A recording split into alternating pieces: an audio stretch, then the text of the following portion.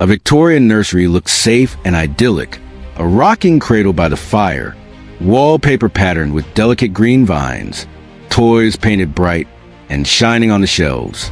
But almost every object in that room was quietly killing the child who slept inside it. The Victorian era is remembered as an age of elegance, lace gowns, polished wood, ornate parlors glowing with candlelight. Yet beneath the beauty lay something far darker.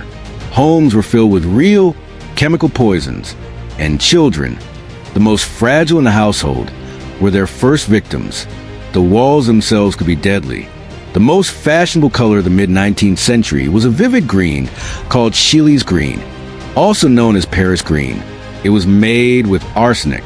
People loved its brightness and freshness, using it in wallpapers, paints, and even on toys. But damp air caused these walls to shed arsenic dust, filling rooms with invisible flakes that settled on food, clothing, and into lungs. Children became pale, constantly sick, vomiting, and losing their hair. Doctors misdiagnosed it as influenza or summer sickness, unaware their patients' bedrooms were poisoning them. Toys were no safer. Tin soldiers painted with lead, dolls' faces coated in toxic lacquer, rattles filled with lead pellets. Medical journals recorded case after case of children wasting mysteriously after playing with their toys. A toddler nearly died after chewing on painted blocks. The cause was lead poisoning. Even the medicines meant to soothe children were deadly. Parents dosed their babies with soothing syrups that promised relief from teething pains and restless nights. They were sweet, cheap, and widely sold. Their ingredients included morphine, opium, and chloroform. Infants were effectively sedated with narcotics. Some became dependent. Others never woke up. A London physician described a 6-year-old who had been given syrup since birth.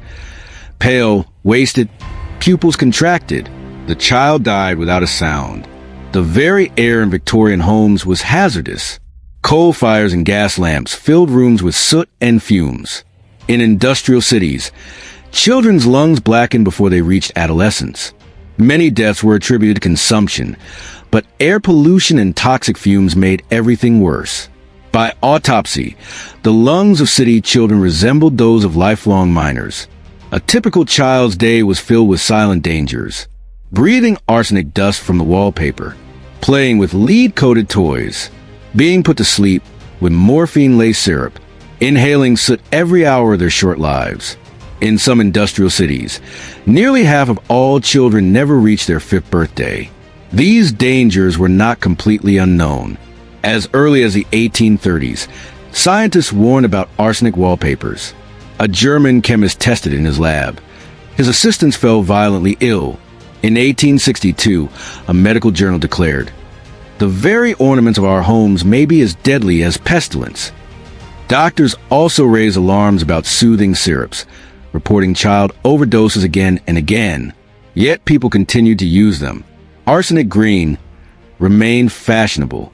Mothers kept buying syrups because the alternative was sleepless nights. It was not only ignorance but also desperation and vanity. Tragic cases were recorded across Britain. A Lancashire family redecorated their parlor in arsenic green. Within weeks, the children developed sores, fevers, and violent stomach pains. The wallpaper was torn down, and slowly, the children recovered. In Bristol, a child fainted repeatedly until doctors discovered her toys were painted with lead oxide. When the toys were removed, the fainting stopped. Court records describe countless inquests where parents admitted giving infants soothing syrup nightly, only to find their babies lifeless the next morning. Yet there were survivors. Some parents stripped away wallpaper. Some others refused syrups.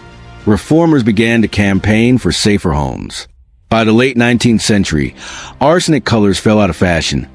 Lead toys were gradually banned, and dangerous syrups came under regulation.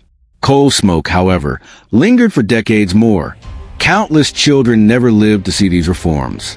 Today, when we walk to preserve Victorian parlors, their charm can be deceptive. Bright wallpaper, polished toys, ornate decorations. These objects once carried silent danger. Behind the beauty was poison. And the children who wasted away in those homes are the ghosts rarely mentioned in history books. In Victorian times, it wasn't war or famine that claimed them. It was beauty itself.